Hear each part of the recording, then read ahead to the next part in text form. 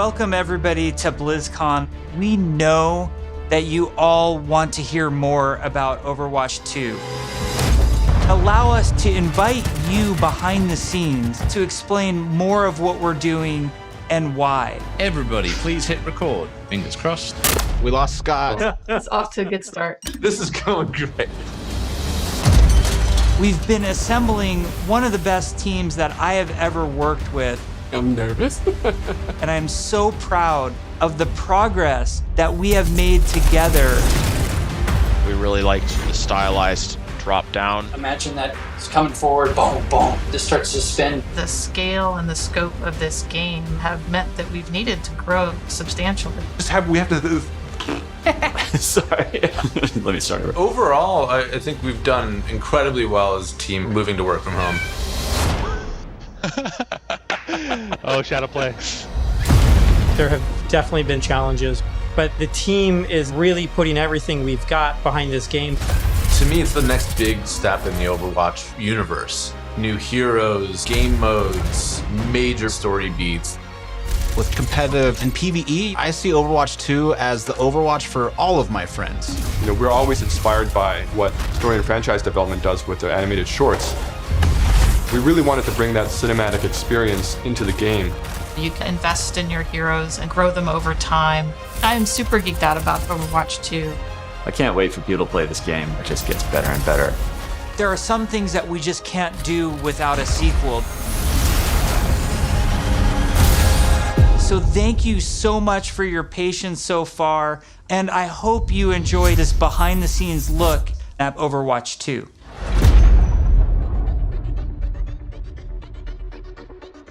All of our players at home, they want to see one of the new maps that we've never talked about before.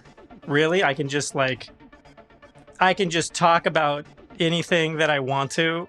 Yes. You're serving this up to the guy that is like unintentionally leaked information in past interviews. You can do it officially now. Okay. So one of the maps that I'm most excited for in Overwatch 2 is our Rome map. We always want Overwatch to feel like this globe-trotting adventure for our players. So we're having a lot of fun coming up with the Overwatch version of Rome. We wanted a very romantic, sort of this powerful feeling of old world architecture.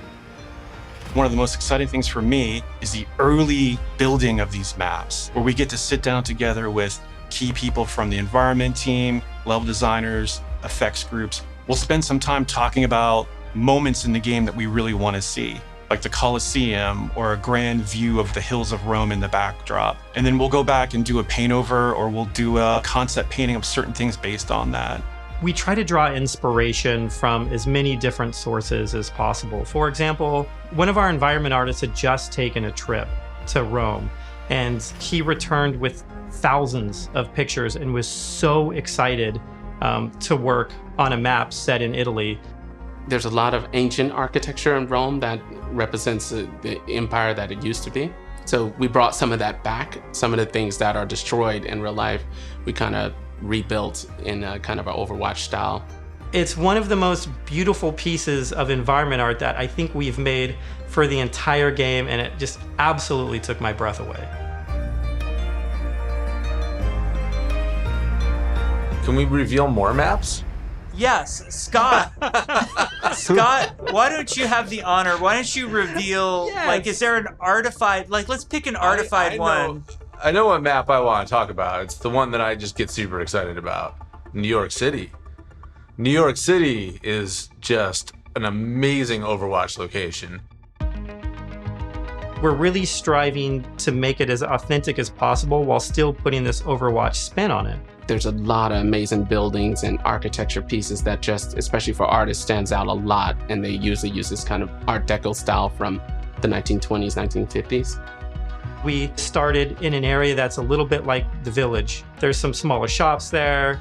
There's a fire station, little pizza places, and things that people that are familiar with New York City will either recognize or maybe see the reference that we're trying to make with some of our different locations. It feels like something you haven't seen in other games before because it's uniquely Overwatch.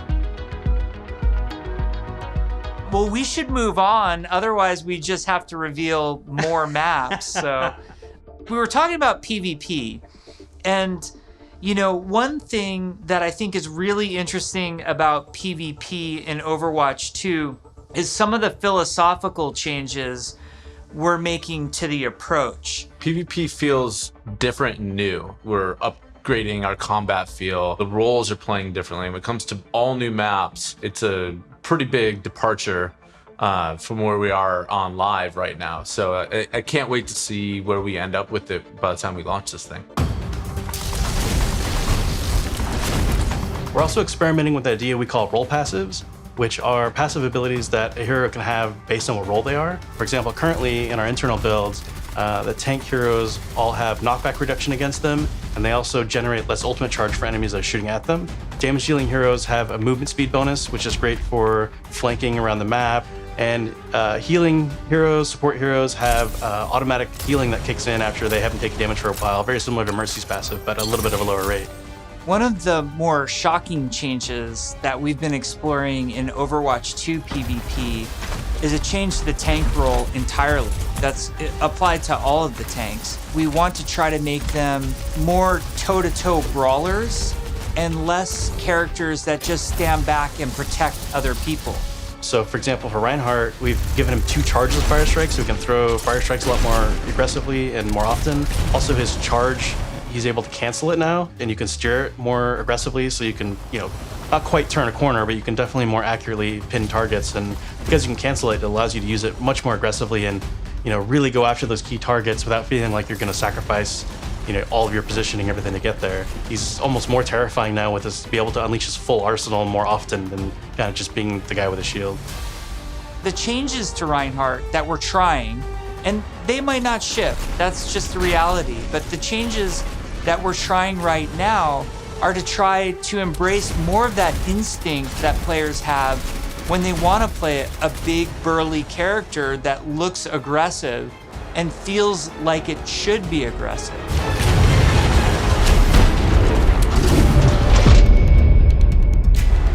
Shortly after BlizzCon, we spun up this group, our combat field group, to really just work on what happens when a player holds the trigger. We're putting a ton of effort into looking at all of our characters and trying to give them even a more visceral weapon feel. From sound to VFX to animation to the design of these units, all new sounds for a lot of our weapons in the game, and a whole new sound system that's driving it. And we didn't just level up a unit, we leveled up the rest of the game. When we first started working on Overwatch, we spent quite a bit of time working on gunfire sounds and just general combat feel to make it feel really awesome. We're revisiting pretty much everything, nothing's off the table, so we're looking at even kind of small things such as quick melee attacks that every hero has. So they have kind of new audio pass and a new kind of feel and visual effect when you hit things. One of the bigger efforts we're undertaking for Overwatch 2 is what we're calling our Weapon 2.0 sound pass. What this is a big overhaul to the weapon systems in the game. That means the way the gun feels in your hands. You could feel the ammo running out as you're getting lower on the clip. We've really tried to amplify those sounds to better encapsulate the gameplay and the gunplay that comes with Overwatch 2. Another key for the weapons was getting them to feel like they're in the environment. This meant working with convolution reverb. It's a new system that we've implemented into Overwatch. It's a way that we can capture the acoustics of an environment and transport it onto the sounds that we're using. So we went and captured tales of guns in different environments through our weapon shoots.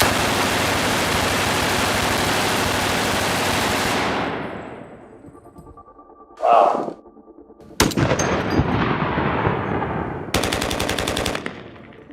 And then we've cut them and applied it so that we can support a lot more environments. Now we're supporting outdoor, urban outdoor, warehouse tales, tight tunnels, small rooms, and it gives a lot more presence to the weapons and the way that they react in the world. The shooter genre has evolved a lot since Overwatch 1 came out. On top of that, I think we really want to push the visceral nature of how we do combat. So we focused a lot, not just on the wonderful sound effects, but also with how the gun moves as you shoot. So you can really feel every single shot leaving the chamber. And there's a lot of subtle little tweaks we have to do on the gameplay engineering side to make that feel really visceral. Everything from making sure that the camera shakes are crisp, making sure that if you get shot, you know exactly these tight indicators show up on the outside of your reticle. All these things play into making the game feel not just tight and responsive, but also modern and up to date. Take 76, for example. What we wanted to do in Overwatch 2 with his weapon was make it really feel incredibly powerful, and that happens with a bunch of different elements that mix together. But it really feels like the gun is almost just outside of your control. A lot of that comes down to this camera shake technology, where every time you fire the weapon, you want to feel like it's running through your entire body, and the camera shake gives that extra bite to every single shot out of the chamber. It makes him feel really great. You guys got a sneak peek of Sojourn from last BlizzCon. She's been under development for quite a while, and she's actually quickly at this point become a lot of people's favorites in-house. When we look back at Overwatch when it was originally created, there was a lot of heroes that were made from a gameplay standpoint kind of surrounding a weapon type. For example, Pharah was based on a rocket launcher hero. Widowmaker is clearly like kind of the sniper. We thought there was a weapon that was kind of missing that would be a lot of fun to play with, and that's a railgun. It's so much fun in the playtest to have this really powerful shot that can, rip through enemies if you really are accurate with it. And she's all about that aim skill. So if you got that aim skill, you'll love her. We're still exploring new game modes, and we're also reevaluating older game modes that people are more critical of. We're of the mindset maybe 2CP doesn't exist in Overwatch 2, and maybe there's a new cool game mode that replaces it. We really want Overwatch 2 to feel like the next evolution, a true sequel to the first game, not an add-on. It's not a small part. It's not an extension of the original game. This is an evolution and a replacement to the original game, and I think it's exciting. Hero missions are probably one of the things that's the hardest to wrap your head around if you've never played one of them. The goal around hero missions is for these to be this co-op PvE experience. I personally only play competitive mode. I'm all about that competition. And I have friends that they don't want to do that at all. So I'm really looking forward to a game that I can play hours and hours with my friends who aren't in competitive, and it's also something that I'm interested in. Hero missions are the content that people are playing as they are leveling up their heroes. And so for a system like this to really sing, you need a lot of missions. We don't want players to feel like they're just in this grind to get to the top.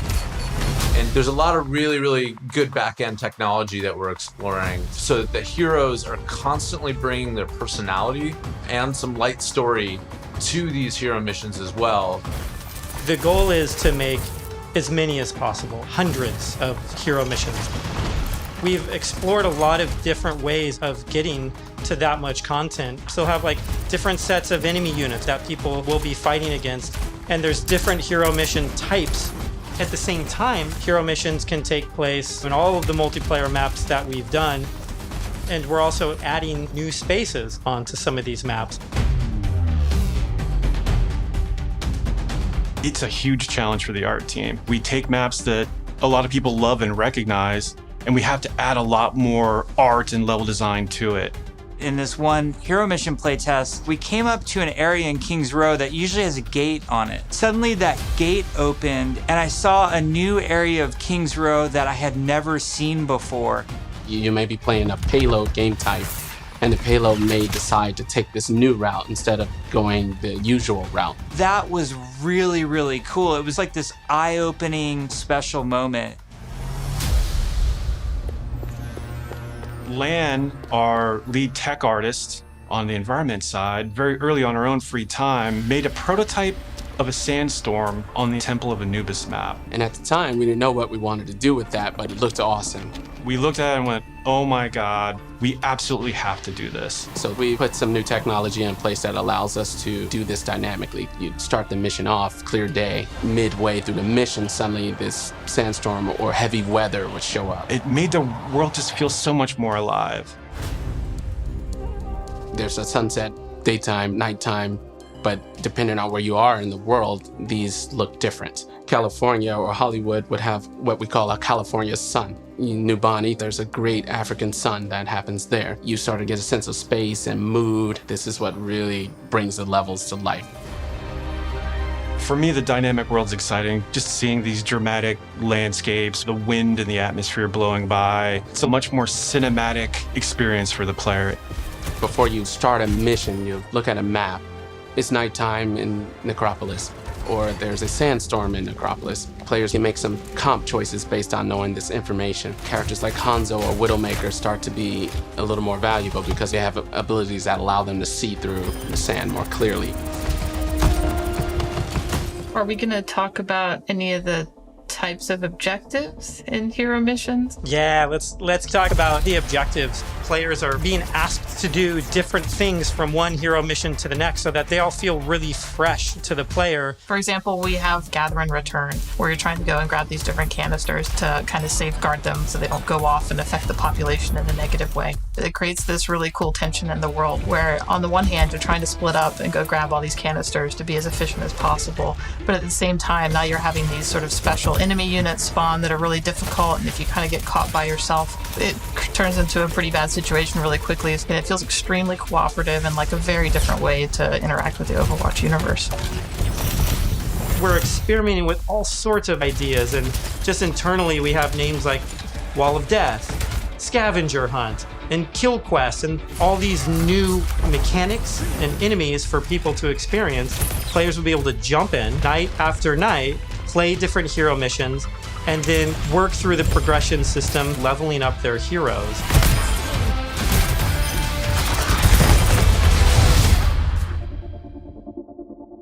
At BlizzCon in 2019, we started to talk about progression, and we showed the very early version of our talent system, which I think was really cool. We had that one talent where Meg became the rolling snowball, which was a big hit. We've really blown that system out. I'm real excited about talents. You can play the same hero in so many different ways. Now with the skill tree, you can have fun every night doing different things and kind of experimenting. Yeah, the talent system is really deep and rich, and every single hero has different trees. You might open up 76's tree, and as you're leveling and picking new talents, you're starting to feel your hero change.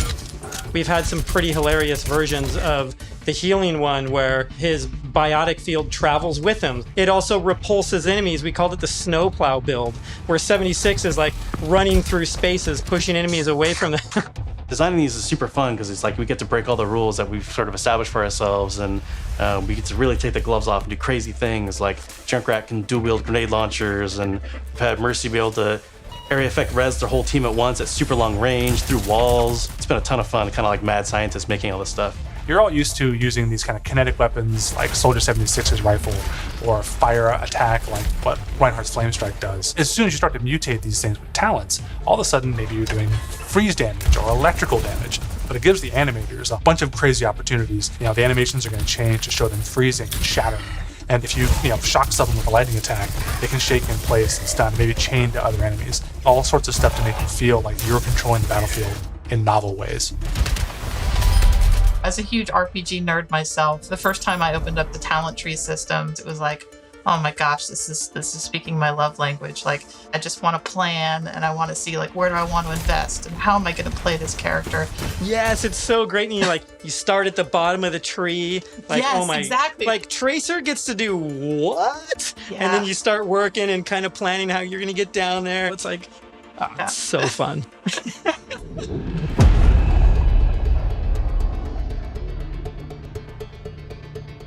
When we look back at BlizzCon 2019 and we talk about some of the criticisms that we had, one of them as a development team that we felt was that the combat was just not engaging enough. So the fact that our combat wasn't highly engaging to us as players meant that we had a problem with the enemy units and that they just weren't feeling interesting enough. Just because we show something to the public, it doesn't mean that that is what it's going to be. If we make discoveries where things aren't working how we want, they're not reading how we want, they're not fun enough, we're totally down to reinvestigate, reiterate, and just really find ways to level kind of all aspects of things until they feel good. I would say a major focus of all of 2020 was to make the null sector enemy units more engaging. And some of this was adding new units and evolving other units that we had. Interesting combat for us is varied combat for us. So sometimes we're going to ask you to protect something in Overwatch 2. Sometimes we're just going to ask you to get someplace. Sometimes we might ask you to escort something across a map while it's being attacked. And so it's a different type of spawning, and it's a different type of units that are in there, and it's a simpler objective. There's a lot of units Aaron is talking about. Lots of different units, lots of different types. They serve different purposes. You do different things to them. It's really going to help a lot of us find the fun and make sure that Overwatch 2 is a blast. One of those sets of enemies is what we internally call objective units. And they're typically units that don't even attack players. The simplest version would be something like the Breacher. It's two legs with this huge bomb on its back. It was built to do one thing: slowly and methodically march towards its objective, and then it transforms, and the bomb opens up like a flower. It starts spinning and charging up, and you hear this awesome sound, and you know you have a little bit of time before it's going to explode and you have to take it out.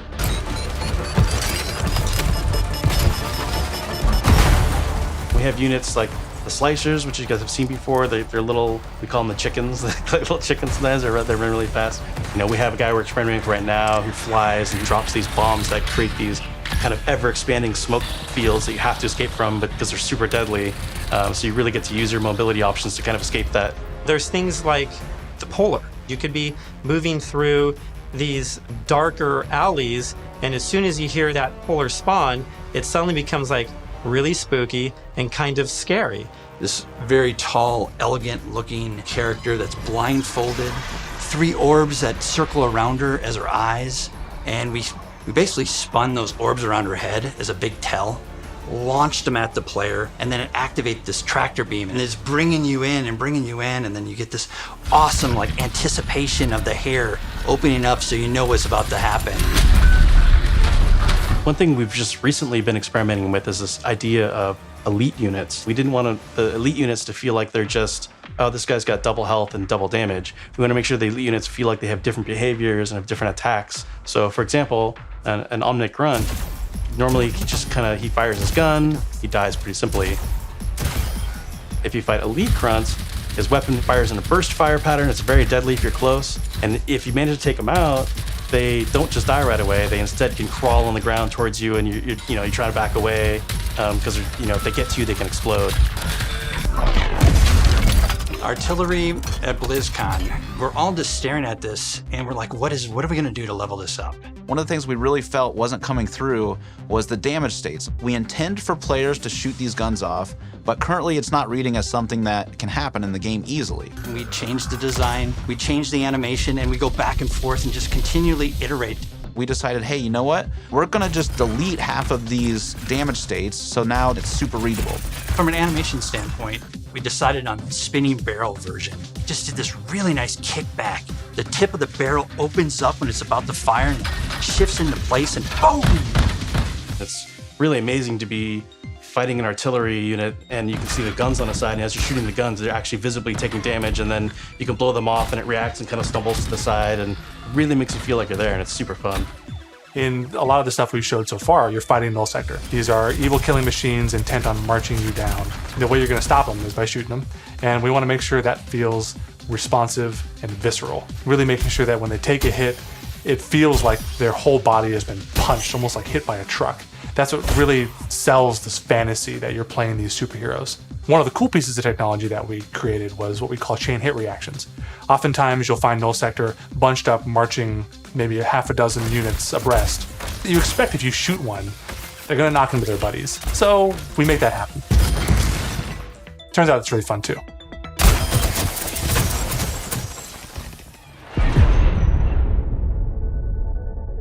One of the things that we showed last year at BlizzCon was the new looks for our heroes. The theory kind of going in was like, you want to preserve the essence of your hero, but also kind of show that heroes evolved and kind of changed and moved forward. So we have a lot more new looks.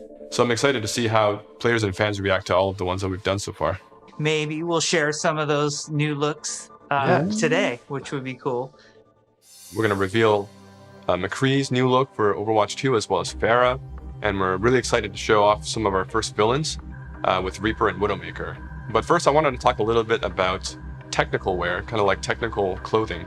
What that really is using very techie fabrics, as well as having very intricate but functional straps designed in a way that is very aesthetically pleasing. With McCree, we took a couple of different approaches. He's got this classic cowboy look that it's really hard to mess with, because if you try to make him too sophisticated or too techie, it might not feel right for the character. But as a concept artist, you always want to change things around and try different shapes and silhouettes. So we did identify as Red Serape as the main thing for McCree. We also tried a couple different things with McCree's cowboy hat. We didn't really want to mess with that too much because that's a very iconic part of him. So that's another piece that we kept. We tried some retro cowboy looks that mixed in some tech here and there. Some that were a little bit more techie than others, some that were a little bit more classic cowboy. We gave him a little bit of a longer beard, and it really gives him a nice kind of like a more aged look. What's different about Pharah than some of our other heroes is Pharah's completely covered in armor. We didn't want to change her silhouette too much. It was more about experimenting on different colors. So it felt really appropriate for her to be the one to harken back to those original Overwatch colors of white and blue. One of the things that we wanted to update on Pharah was her visor. Instead of being completely opaque and reflective, we tried a little bit more of a transparent approach, and being able to see through it a little bit now allows us to see some more of her emotions. Reaper was actually the ones I was very excited to work on, because I could see a lot of potential in how we can integrate his cloak and his cowl and his armor, and how we can make all those shapes really sing within that classic, Reaper silhouette. We tried a couple takes with the first pass, like completely silver arms, more layers to his jacket. Reaper's mask is obviously pretty sacred to us, but the thing you'll notice immediately is that it's now completely silver. Instead of the bone white, he's got this like almost like deadly edgy silver that just gives him that classic Reaper look. With Widowmaker, we started with the idea stage, exploring a breadth of ideas. We tried things like a more insectoid approach, treasure hunter. One of them made her feel like a classic Bond villain, so we kind of steered it back towards one of the more cyberpunk looking ones, almost like a futuristic femme fatale, which is basically what Widowmaker is, but she even feels more upgraded. So I'm super glad that we went down this route. We played with different hairstyles too. Widowmaker has the really long ponytail that's really key part of her look. And we really liked the hairstyle on one of the designs that was more of a parade, and it was really interesting look that also preserves Widowmaker's original silhouette with that long ponytail. We've been working a lot with our domino engine and making our cloth look better. Now that we have this cloth tech, we're going to be able to make some really cool, unique silhouettes that will help them stand out from other heroes. We put a lot of time and effort into our face rig, and what I mean by that is we're gonna be able to get really close to these characters, and it's gonna feel really cool. It is absolutely worth the time and the effort to invest in the technology, and that way we can make these characters do more things that we haven't really been able to do before. It's been super exciting working on the new looks for Overwatch 2, and it's just been so inspiring to watch the team try things that we've never tried before, and I just can't wait to show off more in the future. Overwatch 2 is probably the largest opportunity we've had since the inception of the franchise to really expand what Overwatch even means to our players. In 0 Hour, we saw that some of the heroes got back together, but we're also seeing that there seems to be a second huge Omnic uprising. We're gonna learn who's behind that uprising, why that's happening, how globally spread is it. The story and franchise development group, they were really the torchbearers of what the big story is that we were going to tell for this game. We have a lot of interaction with them. They're working on in-game cinematic intros and outros for every one of our story missions. It's been really great to see this collaboration grow and develop. The story is just a little more integrated into our missions than it ever really has been before. All the available heroes get dialogue for a given mission. We have NPCs, we have multiple hero choices. We have all sorts of events that are happening that are driving players to interact with each other or parts of the environment or other characters. The world of Overwatch is this bright, shiny future. So how do you take that bright, shiny future and create conflict in it? How dark can the world of Overwatch go? The different challenges that these characters are going to have to overcome in Overwatch 2 are things that they haven't ever dealt with before or dealt with on this scale. So what we had to do was literally strip it down to those bare bones of where are these characters in their lives. Overwatch has been disbanded, and now there's a situation where the world's in trouble again, and the world needs the heroes again, but they're not allowed to be doing what they were supposed to be doing.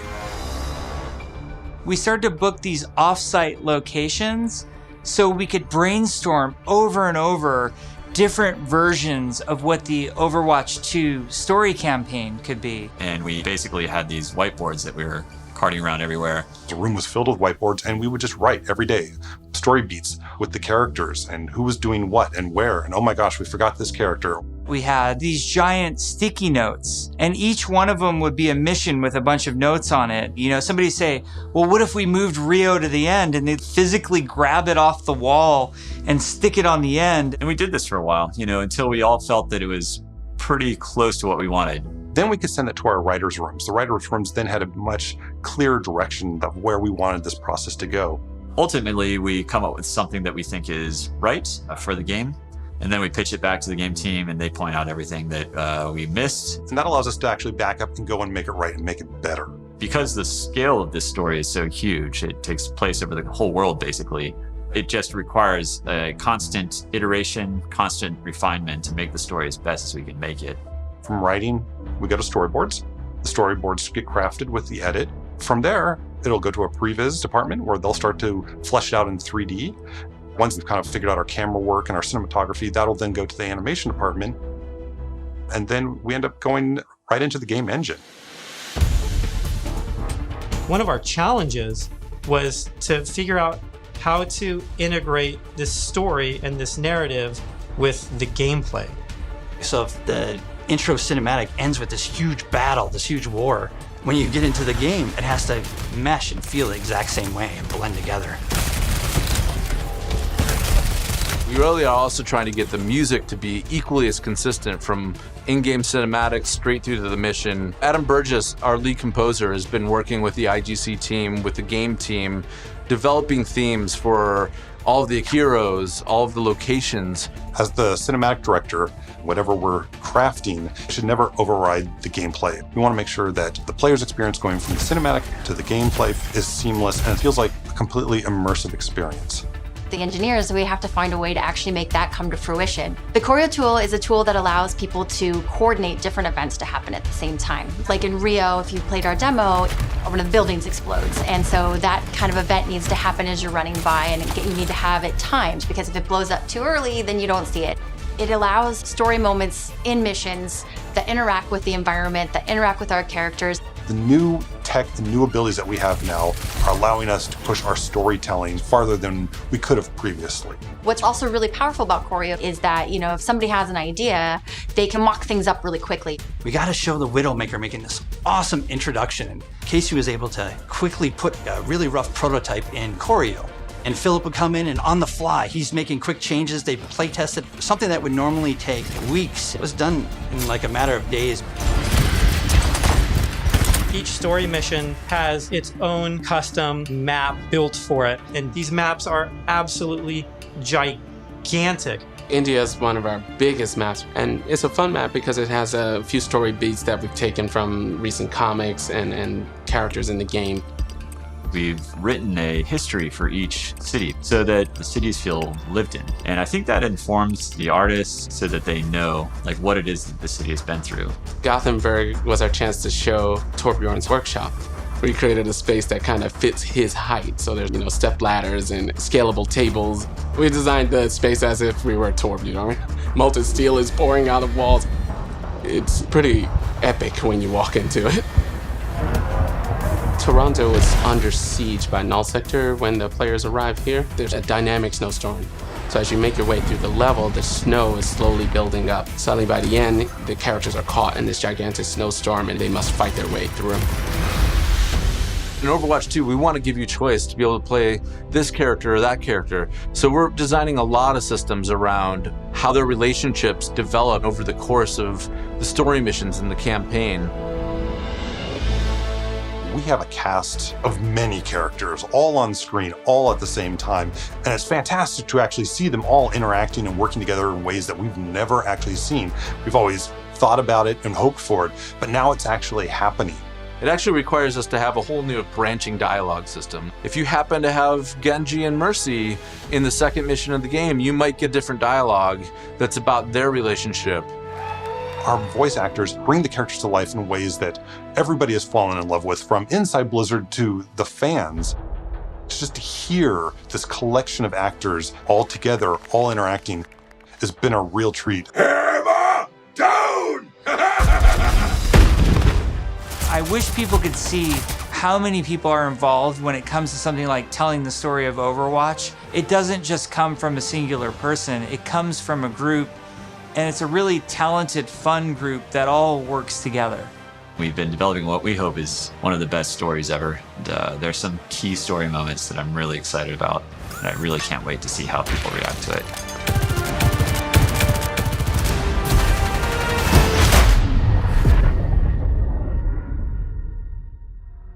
We've been talking about the game, about this universe. I know you all love it so much. Right now, we can sit down and have a night of Overwatch 2 and have it be a really fun experience. And I think we need some more time till we can say it's perfectly polished in the way that we want it. We've made such incredible strides since we first announced this and showed it to the community at BlizzCon in 2019. The thing that I'm most excited about is that moment when we hand the game over to the players. We want to create something that really moves people, really touches people. That's why we do it. We create the game because we want it to become part of your life and for you to experience it. For Overwatch 2, we're upping the bar. It's kind of 5 games in one. It's a huge undertaking. The new tech and the new aesthetics for the new looks bring you closer to the characters that you love, and we're just getting started. The fidelity of the gameplay experience is much richer. We are making cinematics that push the boundary of what we can do to tell stories. We want this dynamic world. We want things to feel alive. I'm really looking forward to being able to expand the world of Overwatch for our players. We're really trying to tell this epic story. In order to make a game great, it takes time, energy, collaboration. We have just an incredibly professional team of designers and artists and engineers. We just love bringing this world to you guys. So many cool characters. It's just a blast working on it. Our goal is for Overwatch 2 to be the worthy successor to the first game, to be the next evolution, and to be a true sequel. We have big plans, so thank you for sticking with us. We're gonna cross the finish line, and I know it's gonna be awesome. I hope people just end up loving playing it over and over. That's what we want to try and capture.